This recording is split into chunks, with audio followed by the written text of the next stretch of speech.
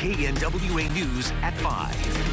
Arkansans are waking up with one less hour of sleep, and it could be coming at a cost. Good evening, and thanks for joining us. I'm Kelly ONeill. KNWA's Lance Lloyd is live in studio now to show us how daylight saving could now be impacting your health. Well, Kelly, the change, which costs millions of Americans some sleep, effectively moves an hour of daylight from the morning to the evening. But losing an hour of sleep may do more than just cost you or make you feel groggy. That is, it can also have impacts on both your physical and mental health. Daylight saving transitions often lead to a disrupted sleep cycle. For a lot of people who already are struggling in that arena and already have trouble sleeping, losing an hour of sleep on top of that, it does compound that issue a bit. Psychotherapist Megan Warner says when springing forward, the body needs to adjust to going to sleep earlier, which may leave people restless at night and cause sleeplessness the next day. Especially the first week or so, people do tend to be a little more agitated because they are adjusting. And like I said, work time stays the same, school time stays the same. Warner says such sleep disturbances can lead to mood disruptions and increase your irritability, and may be harder for children to adjust than adults. For kids who kind of live on a schedule, you know, if you have multiple nap times a day or even one nap time, going to bed at a certain time, you know, it does affect them, and they do get a little more cranky. Rolling back an hour can also affect memory, performance, and concentration levels, but it's not all bad news. For people who suffer from seasonal affective disorder, getting more sunlight could mean an improved mood. So back in November, people can experience more seasonal affective disorder, you know, just more depression with it being darker outside. People definitely pep up a little bit more this time of year with getting a little more daylight and energy. Now, even though setting your clock ahead 1 hour brings more sunshine to your day, it could also come at a cost to your heart. One study showed losing that hour of sleep leads to a 25% uptick in heart attacks. Live in studio, Lance Lloyd, KNWA, Northwest Arkansas News.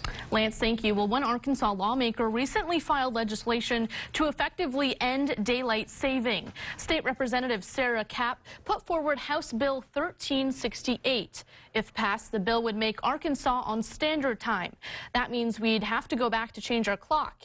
In a Facebook post, Kapp says she filed the bill because, quote, someone always asks about the requirements for the time change and expresses a frustration with having to switch clocks back and forth twice a year. I was asked to do something about it. Well, KNWA is your local election headquarters. And early voting continues in Benton County for a special election coming up on Tuesday, asking folks to help fund the construction of a $35 million courts building. The tax issue proposes a county-wide 1/8 of a cent sales tax that would last 4.5 years. That's a cost to you of about 12.5 cents in sales tax per $100 purchase. Benton County is expected to generate $25 million from the sales tax to pay for the new courts facility in downtown Bentonville. Right now, the Benton County court facilities are split in 3 different areas. The new $35 million building would allow the courts to be in one single building. You can cast a ballot from 7:30 a.m. until 7:30 p.m. on Election Day, that's Tuesday, or you can vote early on Monday from 8:30 a.m. until 4:30 p.m. You can find a full list of polling locations on our website, that's nwahomepage.com. Well, in the River Valley Tuesday, Fort Smith voters can cast their vote on whether or not to pass a 1% sales tax to fund construction for the U.S. Marshals Museum. It would be in effect from July 2019 to March 2020. It's expected to generate about $15.5 million. In more local news, students attending the Northwest Arkansas Community College may be paying more for tuition starting in August. The Associate Vice President of Finance for the college suggested raising tuition by $75 per credit hour for in-district tuition and $79 for out-of-district students. The increase would help pay for $1.6 million of budget requests. This would be the first time NWAC has raised tuition in 7 years. The increase will go up for a vote tomorrow night. Around Arkansas, the people in charge of maintaining Arkansas's highways are breathing a sigh of relief this week. After some debate, lawmakers passed a $300 million plan to fund highways. The plan is in 2 parts. One gets money to RDOT immediately. The other relies on voters to extend a 1/2 cent sales tax that Arkansans are already paying. That's set to expire in a couple of years, and RDOT's director knows it's possible that voters might say no. I think since it doesn't expire, the current sales tax doesn't expire until June of 2023, if something happens and the voters don't pass it in November of 2020, that does give us a couple of legislative sessions to be able to deal with the shortfall that we'll experience.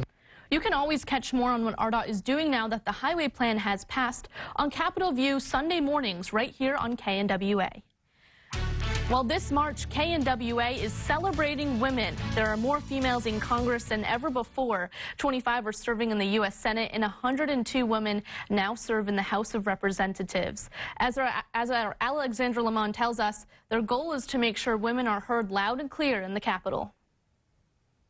Nearly 100 years after women won the right to vote, American voters elected the most women ever to both chambers of Congress. Newly elected Congresswoman Veronica Escobar represents the 16th District in Texas. And I feel so grateful to the community for allowing me the opportunity and the privilege. Veteran California Congresswoman Jackie Speier has been a leader on Capitol Hill of the Me Too movement against sexual harassment and discrimination. She welcomes all the new faces. Speier also welcomes their new ideas. They want to shake up the system, and I think that's a good thing.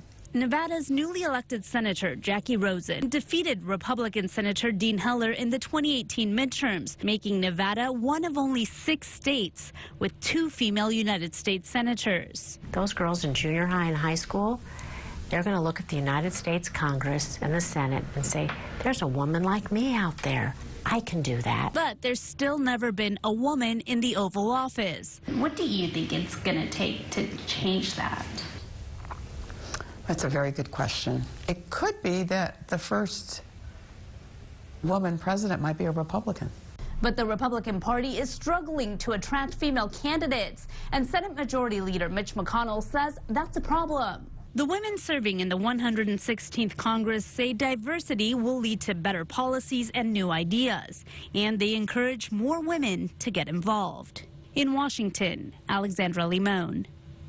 Well, to see more stories celebrating women, visit our website there. You'll find web-exclusive stories about women making a difference and tips to empower females. That's nwahomepage.com. Well, coming up, an American-made plane crashes and kills over 100 people. A look at what caused the flight to go south. That's coming up. But first, Melissa. Well, it was a much cooler day today, and is that trend going to be continuing into the work week? Plus, we've got more thunderstorms in the forecast. Find out when after this. Closed captioning is sponsored by Air Control.